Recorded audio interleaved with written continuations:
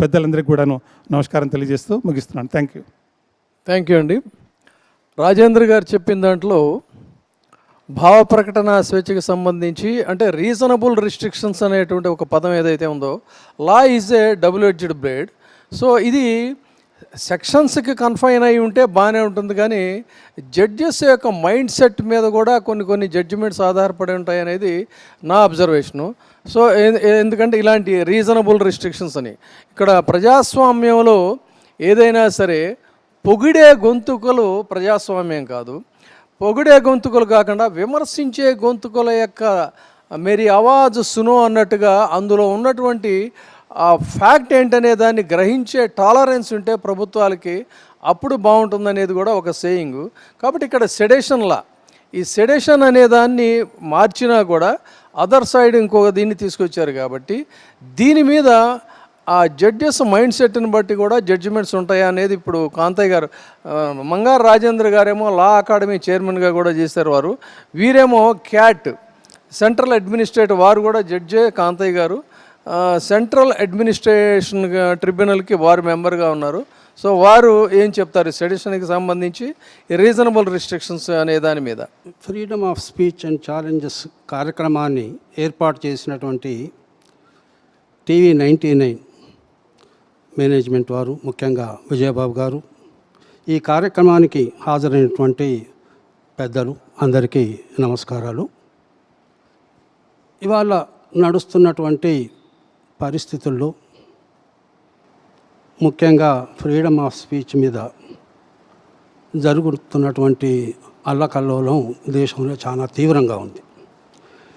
అలాంటి టాపిక్ని తీసుకొని దాని మీద ఒక చర్చ ఏర్పాటు చేయటం చాలా శుభ పరిణామం. ఫ్రీడమ్ ఆఫ్ స్పీచ్ అనేది రాజ్యాంగంలో ఆర్టికల్ 19 ప్రకారం రాజ్యాంగంలో పొందుపరిచినటువంటి అంశం. ఈ ఫ్రీడమ్ ఆఫ్ స్పీచ్ అనేది రాజ్యాంగంలో ఎందుకు అవసరం వచ్చింది, అలాంటి అవసరం ఉండేనా అనేది కూడా ఒక్కసారి మనం నెమరేసుకోవాలి. స్వాతంత్ర పోరాటంలో ఆ రోజు స్వేచ్ఛా స్వాతంత్రాలకు దేశం పోరాడుతున్న పరిస్థితుల్లో ఎవరికి ఫ్రీడమ్ ఆఫ్ స్పీచ్ కానీ భావ స్వేచ్ఛ లేకుండా, ఏది జరుగుతుంది అన్నది తెలిసే పరిస్థితులు లేకుండా, మొత్తం ఒక అగమ్య గోచరంలో ఉన్న పరిస్థితుల్లో ఆ రోజు స్వాతంత్ర పోరాటంలో మన స్వాతంత్ర పోరాట యోధులు ఫైట్ చేసి సంపాదించుకున్నటువంటి స్వేచ్ఛా స్వాతంత్రాలలో ఇది కూడా ఫ్రీడమ్ ఆఫ్ స్పీచ్ అనేది కూడా ఒక భాగం. అది కూడా ప్రజాస్వామ్య మనుగడకు ఉండాలి అనే దాంతో తెచ్చుకున్నటువంటి హక్కు. అలాంటి వాటికి తర్వాత వచ్చినటువంటి అమలులో వచ్చినప్పుడు కొన్ని సమస్యలు రావటం, వాటి దృష్ట్యా కోర్టు దృష్టికి పోవటం, అవన్నీ కూడా amendment 19(2) article 19(2) restrictions, reasonable restrictions తీసుకొని రావటం జరిగింది. వీటికి సంబంధించి పత్రికలు కానీ, మీడియా కానీ, డిజిటల్ మీడియా కానీ, ఎక్కడ కానీ వస్తున్నటువంటి స్పీచ్, అది ఫ్రీడమ్ ఆఫ్ స్పీచ్ పేరుట జరుగుతున్నటువంటి అంశాలు, అవి ఎంతవరకు వాస్తవం, అవి వాటిని అనుమతించవచ్చా లేదా అనేటువంటి ఇది తీవ్రంగా ఉన్నటువంటి పరిస్థితి. అయితే ఈ జరుగుతున్నటువంటి సమస్యకు సామాన్య జనం బాధ్యులు పాత్ర కాదు. ప్రభుత్వ నేతలు, రాజ్యాంగ రూపకర్తలు, లెజిస్లేటర్సు, పార్లమెంటేరియన్సు ఎవరైతే రాజ్యాంగాన్ని రూపకల్పన చేసే దాంట్లో పాత్ర పోషిస్తారో అలాంటి వాళ్ళు ఇస్తున్నటువంటి స్పీచెస్, వాటి పరిణామాలు ఇవాళ సమాజంలో అల్లకల్లోలాన్ని సృష్టిస్తున్నాయి. వాటిని ఆధారం చేసుకొని మిగతా మీడియా, డిజిటల్ అన్నీ కూడా వాటిని గోరంతలు కొండంతలు చేసి అసలు వాస్తవం ఏమిటిది అనేది కూడా తెలియకుండా, ప్రజలకు తెలియకుండా ఇవాళ సమాజంలో విచ్చలవిడిగా ప్రచారంలోకి వస్తున్నాయి. వీటిని ఎంతవరకు అనుమతించాలి? ఇప్పుడే విజయబాబు గారు అన్నారు, ఈ సెడేషన్ కానీ రీజనబుల్ రిస్ట్రిక్షన్స్ అన్నది ఎవరు నిర్ణయించాలి, ఎప్పుడు నిర్ణయించాలి అనేది ఎన్ని కేసులు అయ్యి కోర్టుకు పోయి కోర్టు జ్యుడిషియల్ రివ్యూ చేసేటప్పుడు వచ్చేటువంటి అంశాలు. ఇక్కడ జడ్జి గారి మైండ్ సెట్ని బట్టి మారుతుందా, లేదు అదొక యూనిఫామ్ ఇది ఉంటుందా అనేటువంటి ధర్మ ప్రశ్నకు ఇప్పుడు మన రాజేందర్ గారు చెప్పిన దాంట్లో వీటికి సంబంధించిన కేసు హైకోర్టు సక్రమంగానే ఉందంటే అదే జడ్జిమెంట్ని సుప్రీంకోర్టు కొట్టివేసి అసలు మీరు ఎఫ్ఐఆర్ రిజిస్టర్ చేసేటందుకు కూడా గ్రౌండ్స్ లేనటువంటి కేసు, అంటే ప్రొసీజర్ ఫాలో కాకుండా చేసినటువంటి కేసు, ఈ కేసు చెల్లదని చెప్పి కొట్టేసినటువంటి కేసు.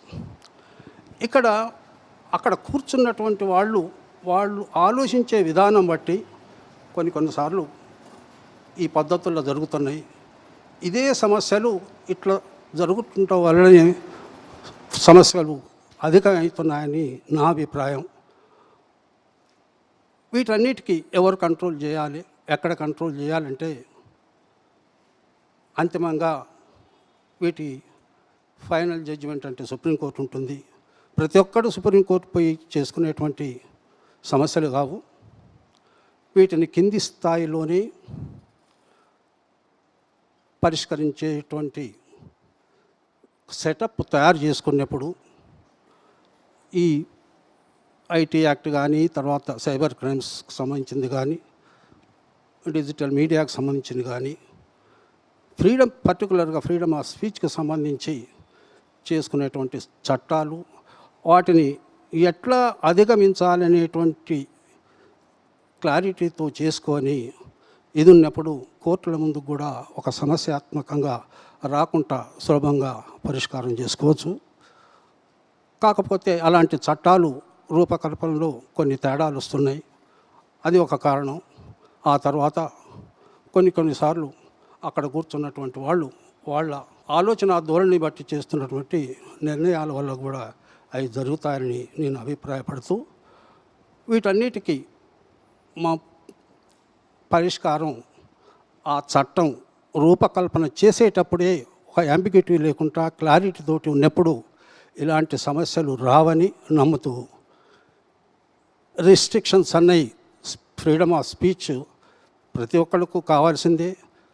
రిస్ట్రిక్షన్స్ అనేవి కూడా దేశ సమగ్రతకు ముప్పు వాటిల్లి, అదేవిధంగా పబ్లిక్ పీస్కి సంబంధించి సమస్యలు తలెత్తే సందర్భాల్లో తప్పకుండా వాటిని రిస్ట్రిక్ట్ చేయాల్సినటువంటి అవసరం ఉంటుంది. అది డిసైడ్ చేసేదానికే ఆ రీజనబుల్ రిస్ట్రిక్షన్ అన్నది కాన్స్టిట్యూషన్లో ప్రొవైడ్ చేయటం జరిగింది. ఆ పద్ధతుల్లో ఆలోచించి డెసిషన్ తీసుకున్న నాడు ఒక నిజమైనటువంటి ఫలితం రిజల్ట్ వస్తుందని భావిస్తూ, ఏది ఏమైనా ఫ్రీడమ్ ఆఫ్ స్పీచ్ ప్రతి పౌరుడికి అవసరం ఉన్న ఈ రోజుల్లో పెరుగుతున్న టెక్నాలజీ తోటి వస్తున్న సమస్యల వల్ల వాటిని ఒక నిర్ణీత చట్టబద్ధమైనటువంటి పద్ధతుల్లో రిస్ట్రిక్ట్ చేసుకొని సమాజాన్ని ముందుకు తీసుకుపోయేందుకు కృషి చేయాల్సినటువంటి బాధ్యత సోషల్ మీడియా పైన ఉంది, మీడియా పైన ఉన్నది. పర్టికులర్గా లెజిస్లేటర్సు, పార్లమెంటేరియన్సు ఎవరైతే వాళ్ళు ఉన్నారో వాళ్ళు ముందు సక్రమంగా నడిచి సమాజాన్ని సక్రమంగా నడిపించేందుకు తీసుకపోతే ముందుకు పోతుంది. కానీ వాళ్ళే దారి తప్పినప్పుడు సమాజం కూడా వంకరపోతుంది అనేది అభిప్రాయపడుతూ, ఆ పద్ధతిలో నన్ను దీని ఉద్దేశం నెరవేరుతుందని చెప్పి భావిస్తున్నాను. తాకట్లో ఉన్న బంగారాన్ని విడిపించలేక వడ్డీల మీద వడ్డీలు కడుతూ ఇబ్బంది పడుతున్నారు.